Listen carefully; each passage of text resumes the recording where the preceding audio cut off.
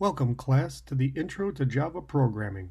In this lesson, we will review the difference between an object and a data structure. If you recall from Lesson 2, the class is where you do a variety of work.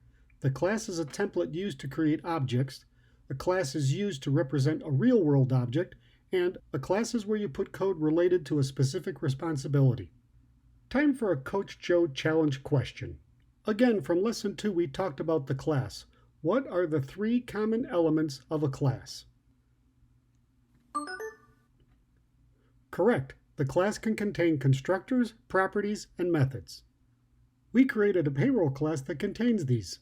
Here are three constructors, here are three properties, and here are several methods.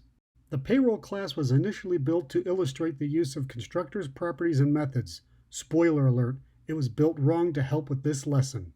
Let's take the last two bullets from the class definition.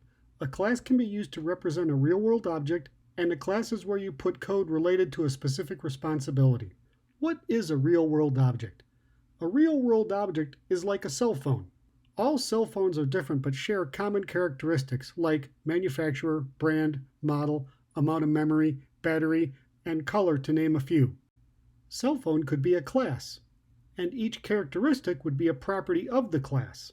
These properties can be broken down into common data types like string, int, date, or boolean. Sometimes a property could be another class. Battery could be another real-world object with its own properties. The purpose of the real-world object is to organize data that can be passed around or managed as a single object. It is a data structure that has things. Take a little time to process this. It is very important. What is code related to a specific responsibility? Using the cell phone as an example, what are some specific responsibilities of a cell phone? It should be able to receive and call another phone. It should be able to send and receive a text message. It should know the date and time. Let's stop there because we know there are many more responsibilities that could be added to this list. Each of these bullets is like a method in a class. Each of these methods is going to perform some service, add behavior, or do something. This is the purpose of code with a specific responsibility. It is an object that does things. Again, take a little time to process this. It is very important. Let's review the payroll class and see how it lines up with being a data structure or an object. So let me ask, is the payroll class a real-world object? True, hours worked and pay rate would appear to be data needed to pay an individual. Maybe is a good answer. It's trying to be a real-world object, but it's failing. Does the payroll class have a specific responsibility? I agree, the payroll class has a responsibility to calculate the net pay amount. So, what is the payroll class? Is it a real-world object, or does it have a specific responsibility? You are correct. The payroll class does everything. However, we don't want our classes to do both. A class that does both is a hybrid class. I've even seen the term Franken class used, like Frankenstein. A class should either be a data structure or an object. Coach Joe rule number 34 states, understand the difference between an object and a data structure. Objects expose behavior and hide data. Data structures expose data and have no significant behavior. This is a good question. How can you determine the difference between a data structure and an object that has a specific responsibility? One easy way is, a data structure has things, an object with specific responsibilities does things. With this new information, let's see if you can categorize the elements of a class into two columns, real-world object or object that has a specific responsibility. Which should have a constructor? I agree, all classes should have a constructor, even if it is a zero-parameter empty constructor. Which should have properties? Good point. Exposed properties will be in a real-world object. Objects that have a specific responsibility will likely have properties but will not be exposed to other outside classes. Which should have methods that does things or performs a responsibility?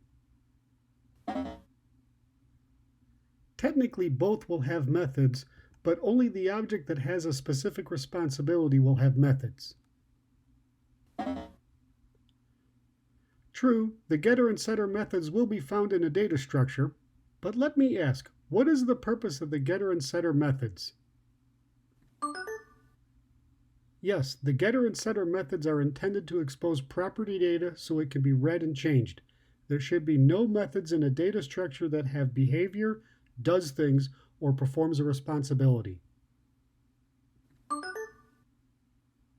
Correct, the payroll class is breaking Rule 34.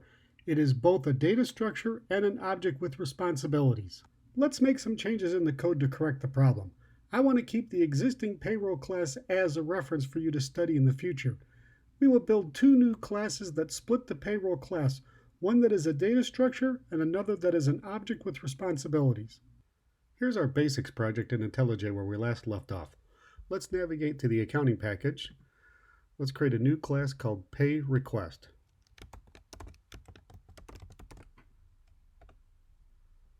Time for a Coach Joe homework challenge. Complete the PayRequest class with two int properties to hold hours worked and hourly rate. Create a constructor that accepts these values and two getter methods. Go ahead and pause the video to complete this assignment. While the class is working on this assignment, let's prepare a unit test.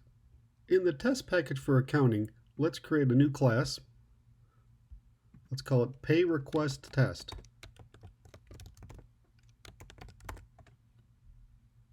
This test will verify pay requests can be built, the constructor accepts two parameters, and the getter methods return the correct amount.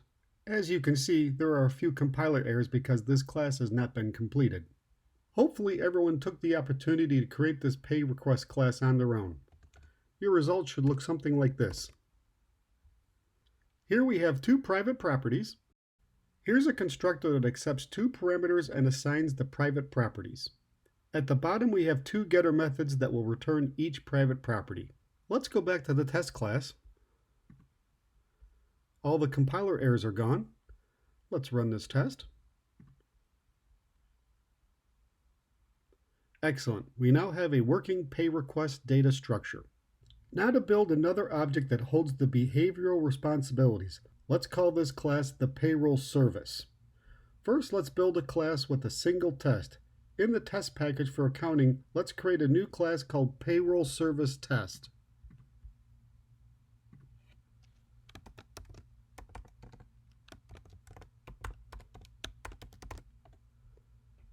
Let's make a little space, copy in this first test, import in these classes. Here's a test to prove the net pay is calculated correctly. We first need to build a PayRequest data structure object that holds the hours worked and hourly rate. Next, we build a payroll service object. On this line, we will get the net pay amount from the payroll service by calling a method getNetPay and passing in our PayRequest data structure object. Assuming the tax amount is 50, the net pay should be 350. Here we will test for that amount. Obviously, we have compiler errors as the payroll service class does not exist yet. So let's create the payroll service class. Inside the accounting package, let's create a new class. Let's call it payroll service.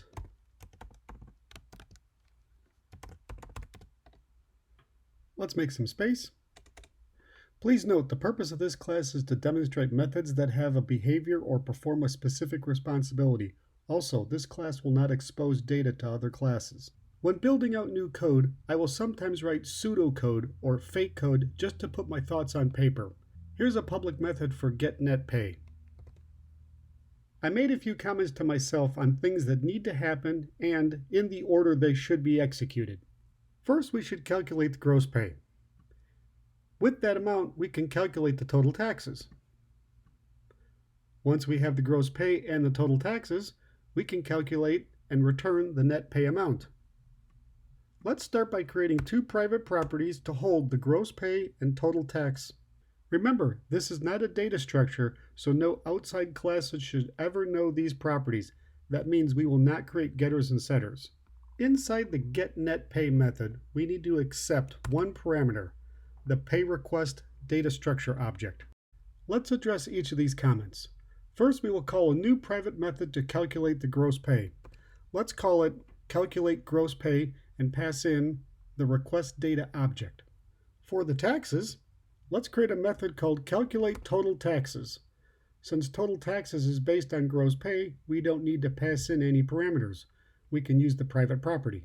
And finally, we can calculate the net pay by subtracting total taxes from gross pay. Here, we can return the expression of gross pay minus total taxes.